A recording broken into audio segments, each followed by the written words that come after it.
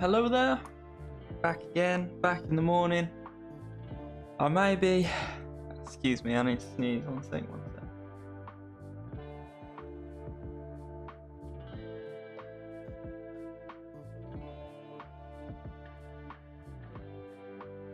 Alright, there you go.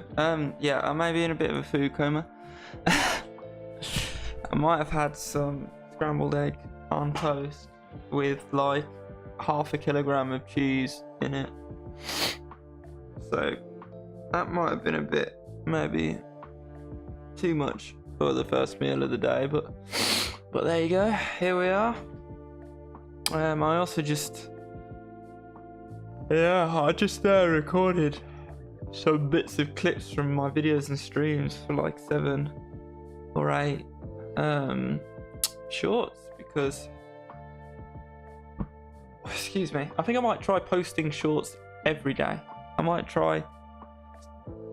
don't like locking myself into a schedule because I'm not very good at sticking to things like that. But I think I'm gonna try and do, or just aim for. Not saying I'll do it, but the target will kind of be 1 video a week and 1 short every day. And the shorts are so easy to make that why not? And my first 3 shorts are over now, which got pushed so much. So now I'm kind of out in the wild, and YouTube's not pushing them anymore. Which is fair enough, I guess. It did give me a pretty nice push on the first 3. So we'll see how. I reckon if I start posting them, every day, it'll give me a bit more leeway,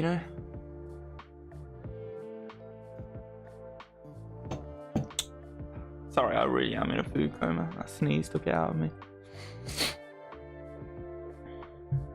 Alright, where were we? So yeah, we've been painting this bad boy. Let me get the colour picker out. There you go. We've been improving this bad boy a little bit here and there, adding some colour into it, and we've been painting on this one. What I've noticed on this one is it looks awesome close up, but it's maybe started to lose its. Yeah, you can see that on the stream. I think it's starting to lose its compositional strength when you zoom out just a tiny bit. I think what's needed is, I think it's just too dark in that area. That's what my brain is telling me. That's what my gut instinct is saying. This maybe just went a bit too dark. Yeah, you see that difference? Might be still a bit too dark up there.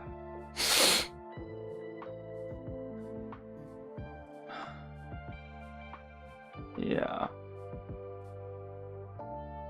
Take away that dark smudge. Nice.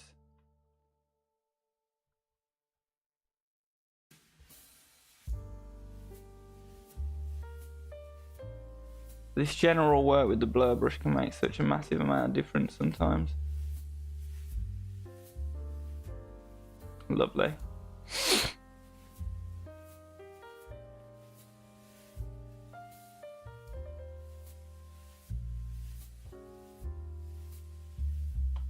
Okay.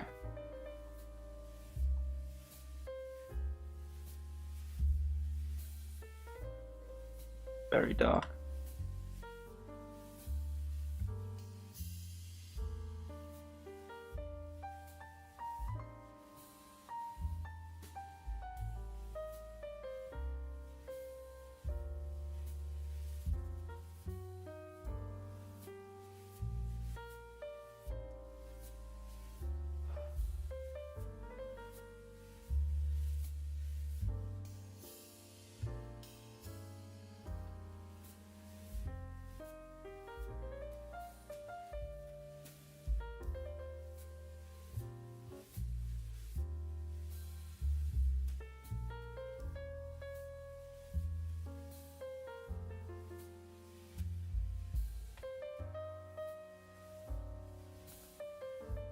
So yeah, still the same old, just getting these highlights in. I want to see if I can get this sketch finished today, so that I can also turn that into a short. I'm going crazy with them at the moment. But yeah, I genuinely do want to get this sketch finished today so I can turn the time lapse of it into a short.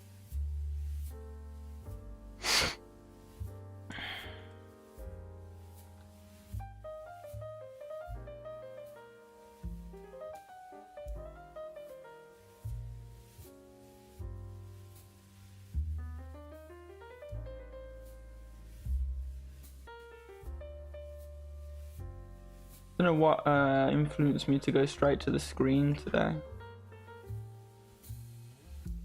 Just was calling me, you know.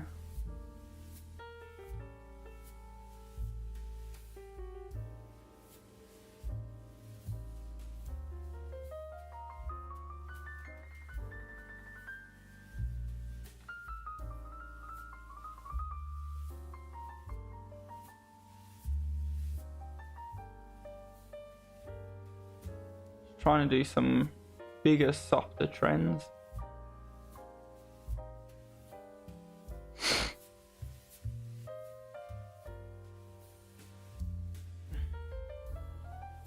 Really need it to look reflective, you know.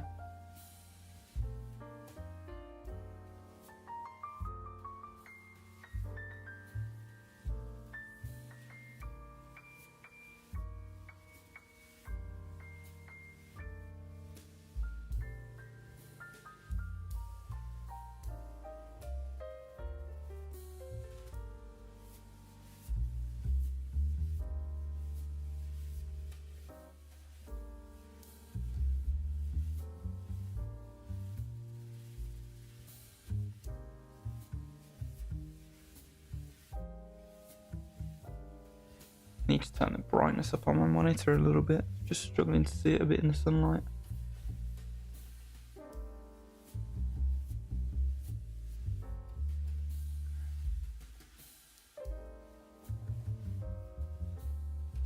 There you go.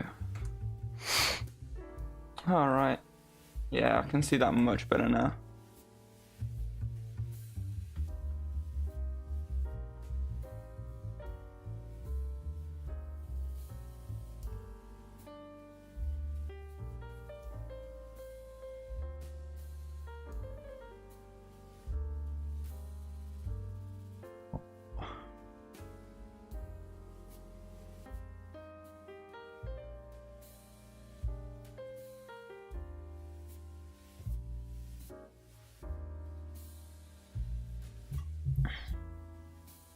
A lot of airbrush work on this screen we're doing right now.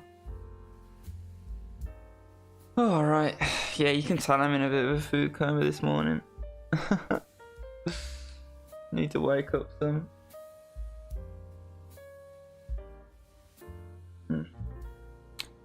Alright, I woke up a little bit earlier as well. Didn't intend to. I thought I'd end up streaming earlier, but I ended up doing a lot more work, just recording for the shorts, like I say. Alright.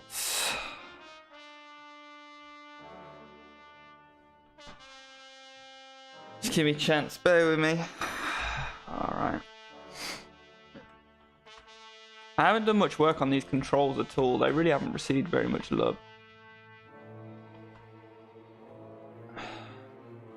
Maybe get some darker areas on them. The contrast, upping the contrast always makes things go to looking somewhat reflective in more of a cartoonish way to looking, you know, like an actual real life chunk of polished metal, you know. And that, I think that's a big characteristic of reflective materials is they typically do have higher contrast than their matte counterparts. See how much more reflective that looks now, that handle? Let's go to the old undo history and have a look. Right, we went from that to that. See, just adding that extra contrast, that extra darkness. And these reflective things, they often go from, you see that's almost completely white to almost completely black. So that's what I mean by the reflective objects. They're going to be the ones that have the most contrast. Just due to that, because they've got those extra white pin lights. And because when they reflect a dark area where there's no light, the lights, you got to think, on a matte surface, and I've spoken about this in my lighting video, on a matte surface, these pin lights are still present, but they're really blurred, like Gaussian blur. They're really blurred, and because they're blurred, they spread out over the whole surface, and because those pin lights are spread out over the whole surface, one, the brightest part of the pin lights isn't as bright because obviously, you know, you focus the laser and it's going to be brighter, and you widen it, it's going to be dimmer overall. And two, the darker areas aren't going to be as dark because they've now got the light coming from this blurred out pin light on top of them. So that's why naturally on reflective materials you're going to get more contrast.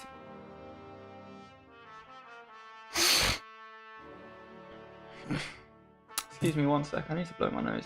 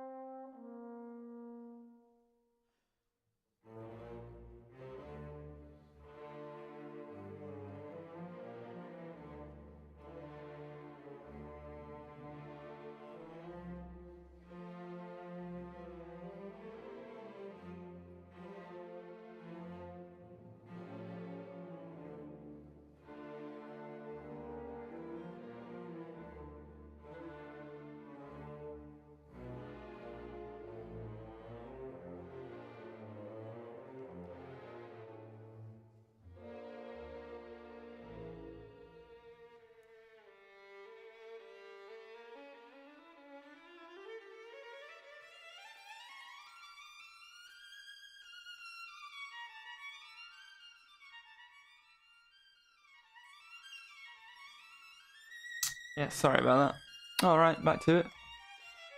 So yeah, what was we doing? We was just making this metal look a little bit shinier. I think this one lost a bit of contrast. You see, I'm putting a bit of dark down here now at the far edge, and that's so that when I put the pin light in, I can make it look a bit more. It will stand out against the background a bit more. Still not liking the way it looks entirely, but we'll sort some out.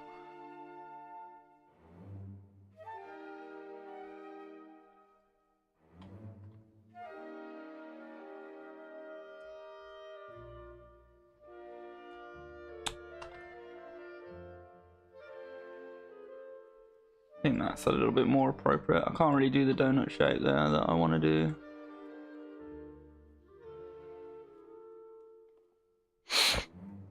There you go. So yeah, before we even started working on the metal, it looked like that. Now that we've done that, what was that? 5 minutes of work, maybe a bit less. Boom. More dramatic. That's the word I use quite a lot. When you're refining your work, and we're in these stages, what you're trying to do a lot of the time is make things more dramatic.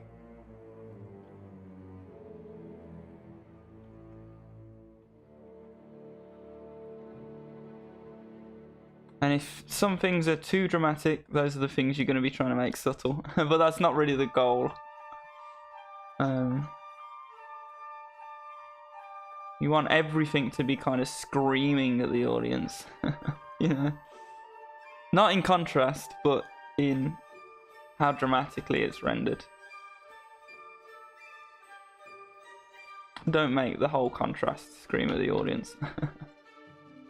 I mean, maybe you should. I mean, high contrast is kind of in lately, especially with...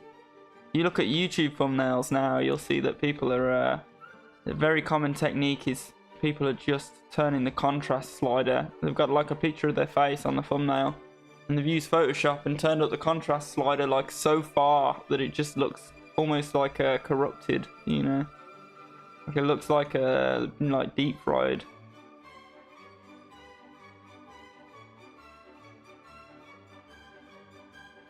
See how much these little touches of love make as well. Putting these little highlights just around the metal makes it look like it's actually being like embedded and pressed into the bodywork. You can see some brushworks, some brush strokes, and some posterization is visible though. So let's get rid of that with the blur brush. See how that looks, where that takes us.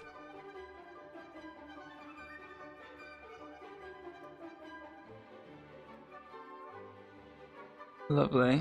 And I might go that extra step and make these actually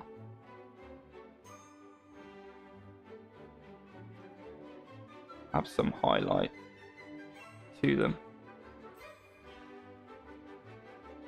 Yeah, not quite like that though.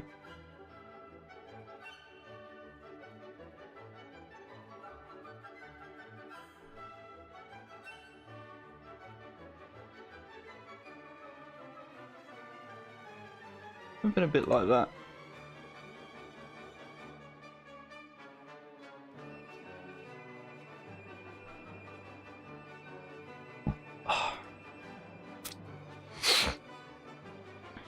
Alright then.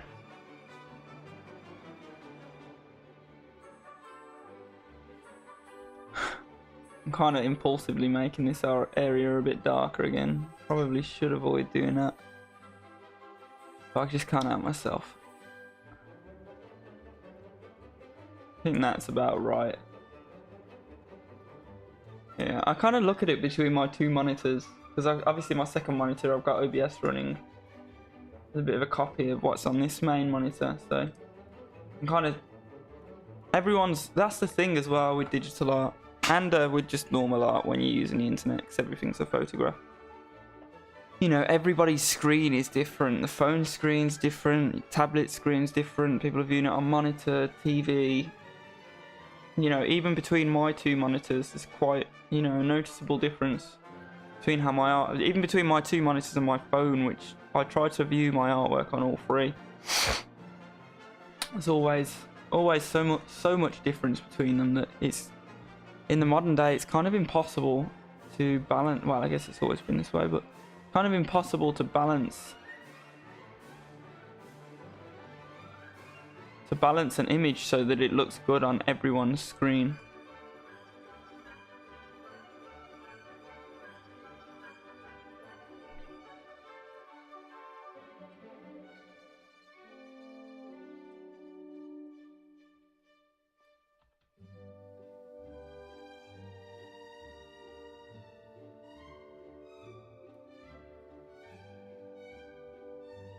Try and add some high saturation highlights here. This metal's a bit boring color wise, so that's a little bit of an issue. We want to try and sneak some saturation in here and there if we can.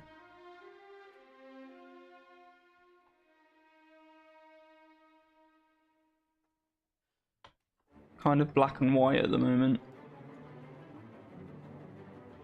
See, we just influence the color of some areas just a little bit.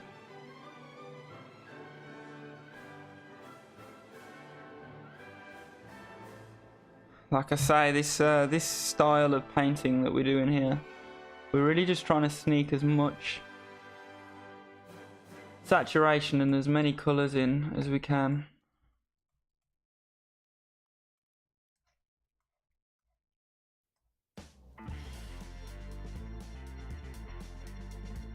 And that actually makes it look more realistic. You wouldn't think it, but it does.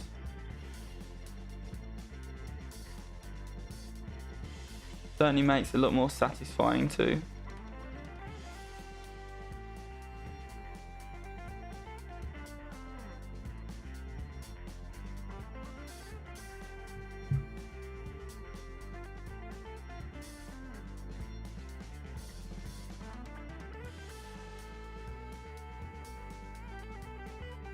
I just blurred the middle of that line there because these two end caps are going to be where the sharper highlights are, because each one of them is like the hemisphere of a sphere, and it's just a lot sharper. The bending angles are.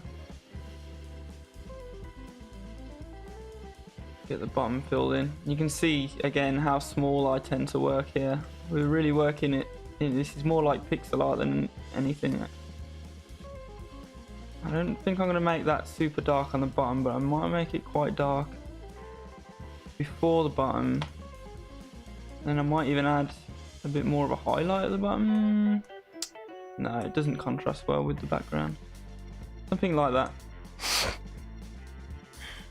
That handle's looking nice.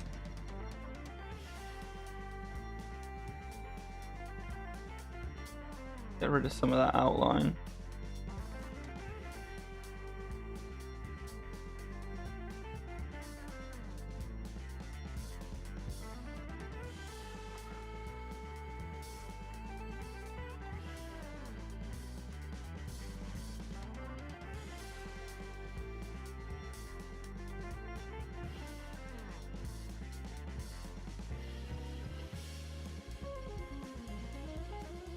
I put that little loop shape there. I'm trying to show that there's kind of like this void in this area. We want the donut shape. Doesn't look quite right though, you see. We've got to try a different shape. Something more like that. Looks better but not perfect. Maybe get rid of the tail. Still better but not perfect. Something like that. Not sure. Might have to find a shape that works for that a bit better later. Doesn't look terrible. It's just not quite communicating the shape. Oh, that doesn't look too bad now. Nice. This can be pretty much jet black right here where it's actually... You can see it's sunken into the bodywork there.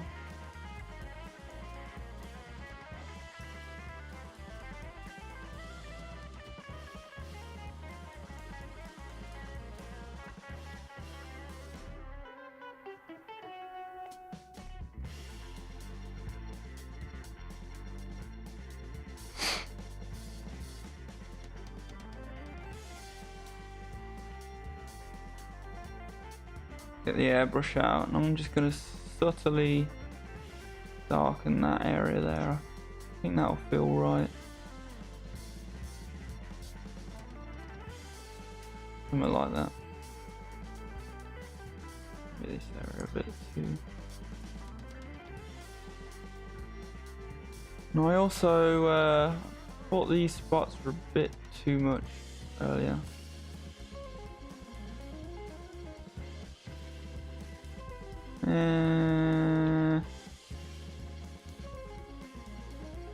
I'm gonna let him live.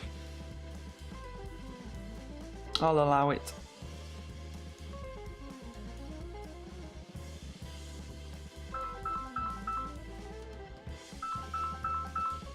Excuse me, I'm getting a call.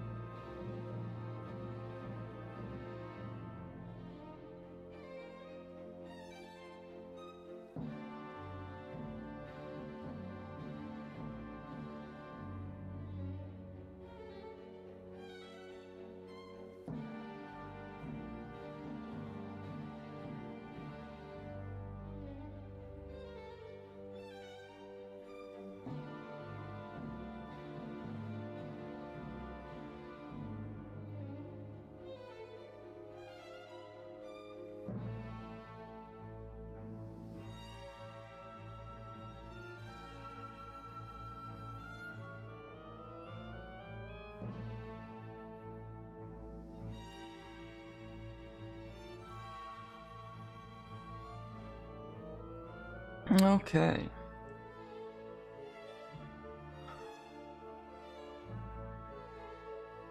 So, yeah, we're just gonna carry on. Trying to make this look more readable and more believable.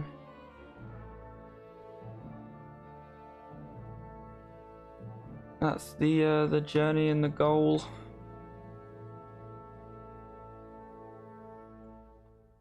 For most painting. See if we can clean up some of these outlines a little bit more. Make the edges look somewhat nicer.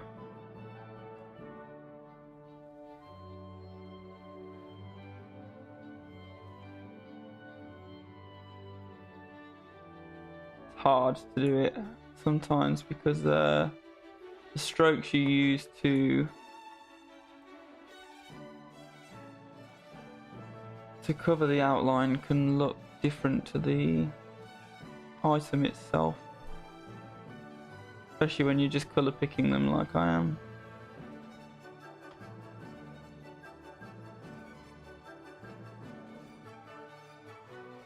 When you think about it though, these outlines are just areas that I haven't painted yet, so maybe I should just try in future to cover the outlines a little bit more, maybe. Some of these areas I could probably get away with just using the smudge tool, the blur tool, and literally just blurring the lines in when it's supposed to be a dark edge anyway. And sometimes I'm using the outline as that dark edge, so the only problem is that it isn't blended in appropriately.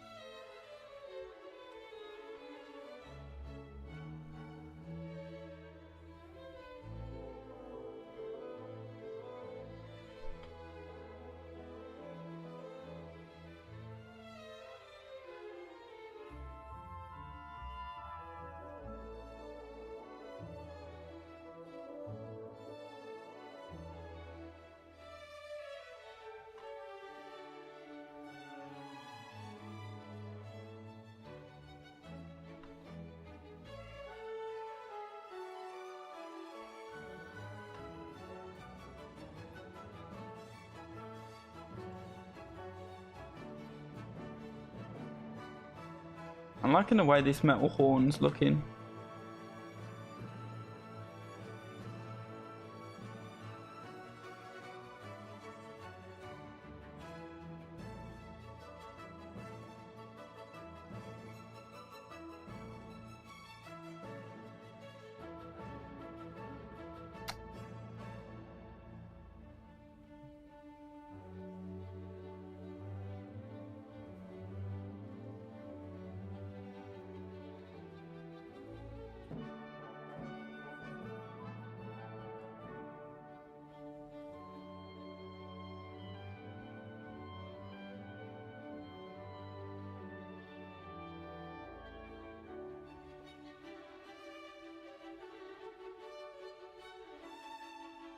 I feel like I want more reflections on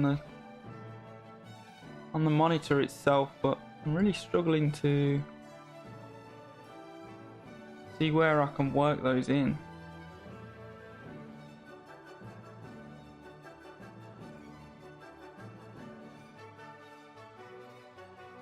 Does that look alright? I don't know.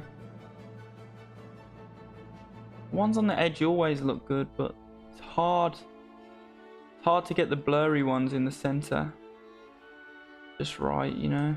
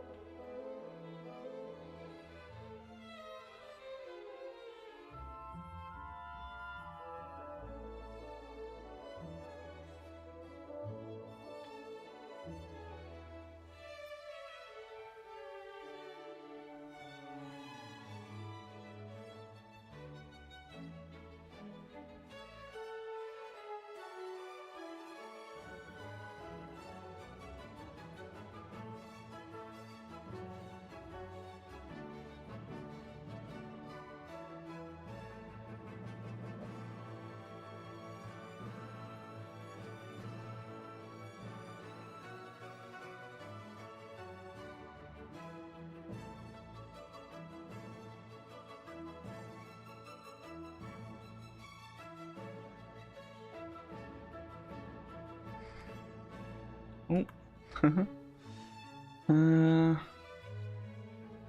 Blur some of these brush strokes away.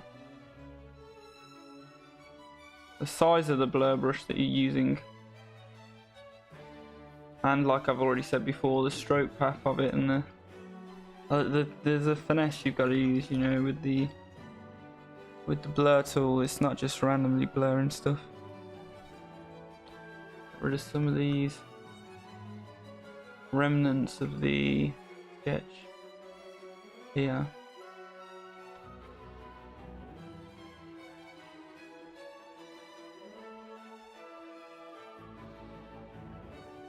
Remove all the sloppiness from the painting.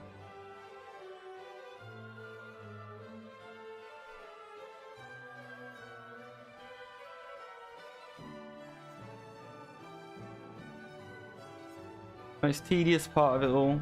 Like I said yesterday, visual art is a very tedious process for a lot of people. For a lot of techniques. Excuse me.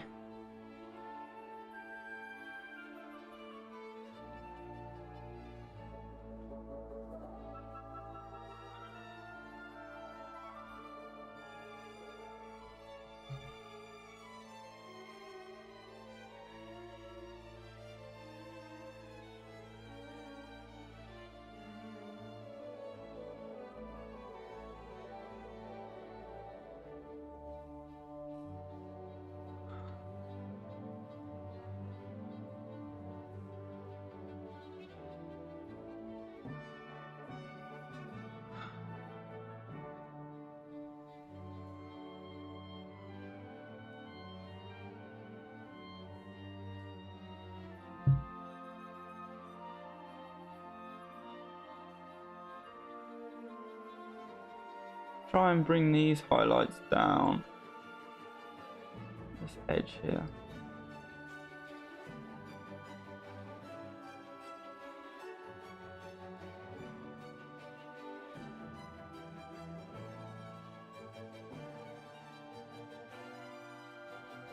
I don't want it to conflict too much. Oh, it actually looks like they kind of joined there, which is nice. And I can see a highlight emerging here. Like that.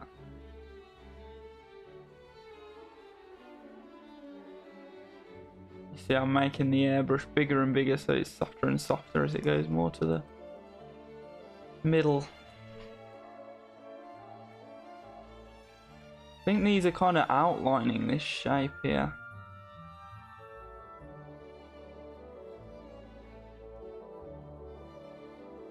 That's the other kind of mindset as well, and I talk about this often too. The mindset that you're just photoshopping a painting that someone else has already done. That's a very useful mindset to have, and that's kind of how I feel a lot of the time. And that's why it's good to have abstraction in your work, because you've seen a lot of these specular highlights that I've just been cramming into the image. A lot of them I already kind of feel like I can see them, like. You see how it already kind of looks like there's a bit of a highlight there. Well, you know, if I'm photoshopping this, I can just exaggerate that just the right amount, and I can see kind of a wisp of a pattern that's maybe already right here. So I'm just going to exaggerate that a tiny bit, and that's part of what I mean by this mindset that you're actually just more like photoshopping something that already exists.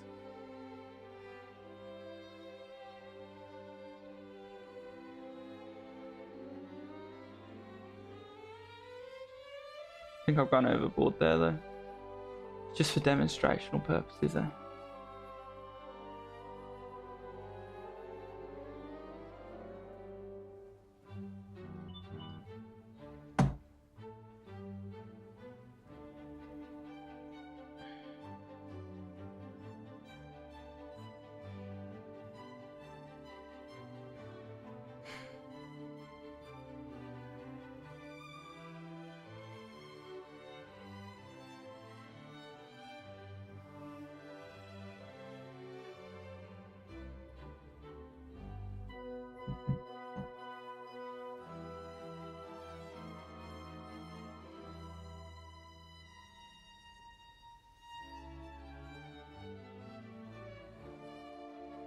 trying to add some interest into there.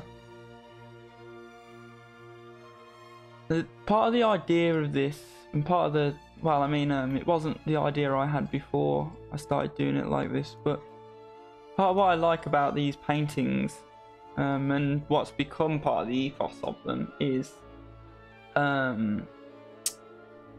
they kind of look like a galaxy themselves, right? Which makes them look inherently spacey. You know, if you zoom in on some parts of this, it looks a lot like nebula, right? Like a kind of space and stars and such. So, you know, that's a big part of this too, and a big part of, I think, the theme of this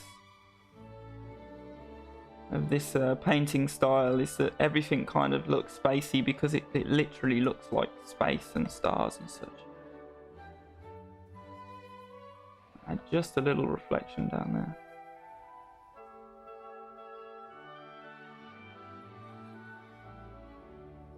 And then we're going to make this base area here quite dark to make it look like it's kind of sat on the ground. I think that frames it nicely as a sketch sometimes. I'm always kind of debating on what to do with these sketches to kind of present them. I've tried doing shadows underneath them and stuff like that, or just leaving it plain. I think I like leaving it plain, but I like to make the base darker like that if I do, so it looks like it kind of, excuse me, sorry. So it looks like it kind of is on the ground.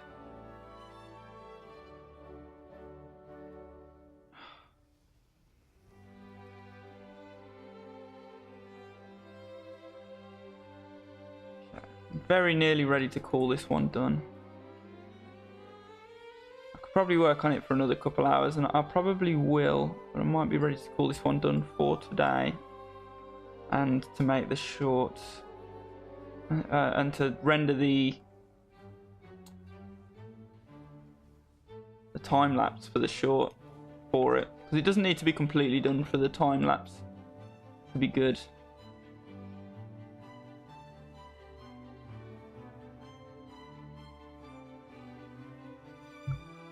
That's why I'm just doing these last finishing little bits of polish and little final touches.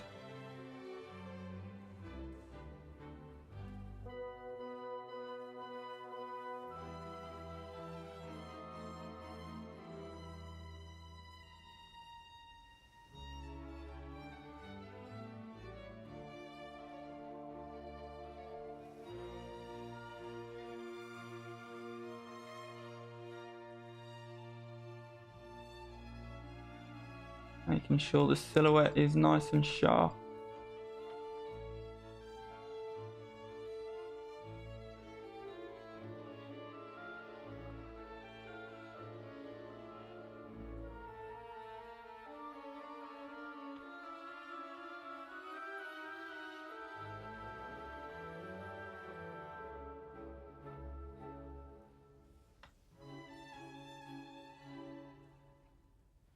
Lovely. Okay, that's it. You know, I think think if I can stop myself that I'm this is a bit sloppy back here actually. I'm gonna say we're nearly done, nearly there.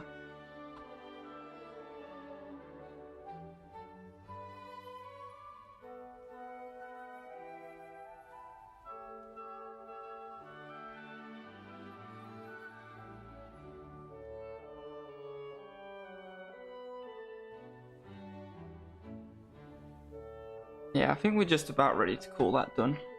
And I'm going to call the stream there too, because I'm struggling a bit this morning. Alright. Okay.